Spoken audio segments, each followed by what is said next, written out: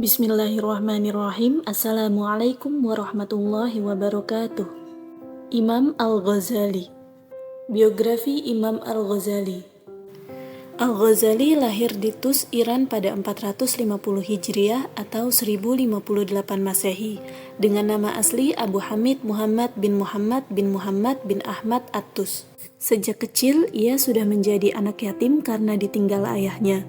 Namun sebelum meninggal, ayahnya menitipkannya ke salah satu sahabatnya untuk mengurus pendidikannya. Al-Ghazali pun cukup beruntung karena berada di wilayah yang ditinggali para penyair, penulis, dan ahli agama Islam. Imam Al-Ghazali adalah seorang akademisi serta ahli tasawuf yang telah melahirkan karya-karya fenomenal. Salah satu karya terkenal dari Imam Al-Ghazali berjudul Ihya Ulumuddin, Kebangkitan Ilmu Pengetahuan Agama. Semasa muda, Al-Ghazali merupakan seorang pemuda yang haus akan ilmu pengetahuan. Ia pandai dalam ilmu tafsir Al-Quran, hadis, ilmu kalam, dan filsafat.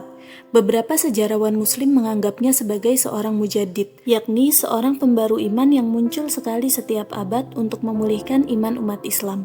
Selain itu, Imam Al-Ghazali adalah sosok yang terkenal sebagai bapak tasawuf modern. Banyak dari perilaku bahkan perkataan Imam Al-Ghazali yang menjadi inspirasi bagi banyak umat Islam. Berikut adalah beberapa dari kata-kata mutiara Imam Al-Ghazali yang begitu menginspirasi umat Islam dalam kehidupan.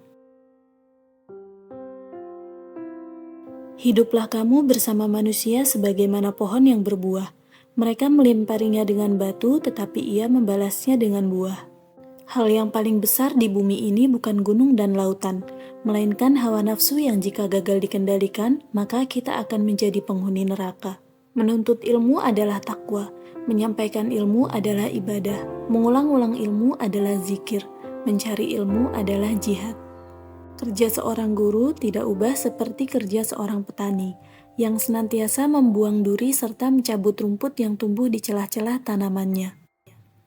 Kata-kata lembut melunakkan hati yang lebih keras dari batu. Kata-kata kasar mengeraskan hati yang lebih lembut dari sutra. Kalau kamu bukan anak raja dan engkau bukan anak ulama besar, maka jadilah penulis. Bersungguh-sungguhlah engkau dalam menuntut ilmu.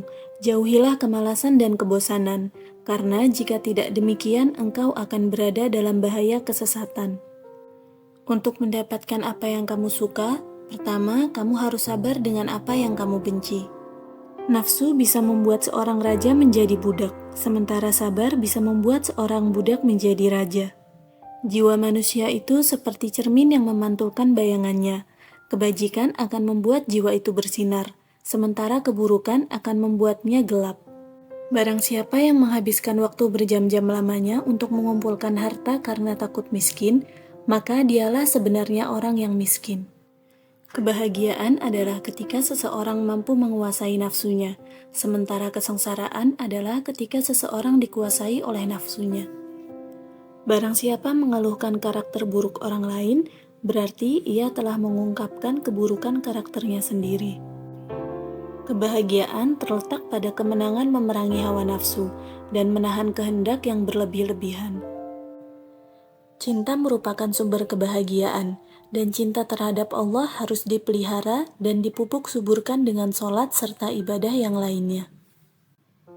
Pengetahuan tanpa tindakan adalah sia-sia, dan tindakan tanpa pengetahuan adalah kegilaan.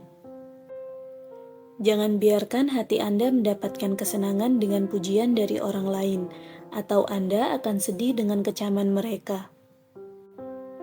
Lidah sangat kecil dan ringan, tetapi dapat membawa Anda ke ketinggian terbesar dan dapat menempatkan Anda di kedalaman terendah.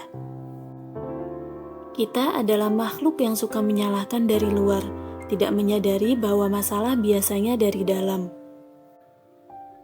Jika melihat orang jahat, jangan anggap kita lebih mulia, karena mungkin suatu hari nanti dia akan insaf dan bertaubat atas kesalahannya.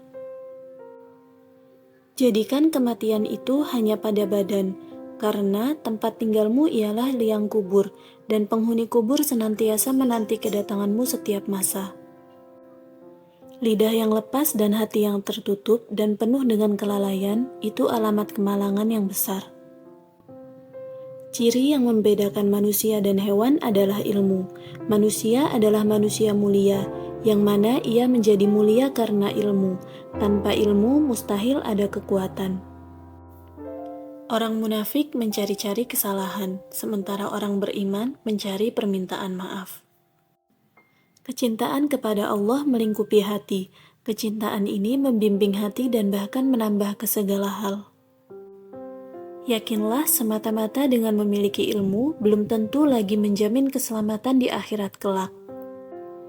Kita tidak dapat mengakui bahwa setiap orang yang mengaku beragama itu pasti mempunyai segala sifat-sifat yang baik. Belum pernah aku berurusan dengan sesuatu yang lebih sulit daripada jiwaku sendiri, yang terkadang membantuku dan terkadang menentangku. Yang paling besar di dunia ini adalah hawa nafsu. Mulia dan tidak mulianya ditentukan dengan apa yang mereka kerjakan. Keinginan menjadikan budak dari raja-raja, dan kesabaran menjadikan raja-raja dari budak. Barang siapa yang memilih harta dan anak-anaknya daripada apa yang ada di sisi Allah, niscaya ia rugi dan tertipu dengan kerugian yang amat besar. Kuat dan bahagianya suatu umat adalah karena akhlaknya. Apabila akhlaknya rusak, maka binasalah umat itu. Hidup beradab bukan hidup untuk biadab. Sifat utama pemimpin ialah beradab dan mulia hati. Pati ilmu yang sebenarnya ialah mengetahui sedalam-dalamnya apa arti taat dan ibadah. Pilihlah kawan yang berakal, jangan pilih kawan yang bodoh, karena akan menjadi musuh dan menyakitkan hati.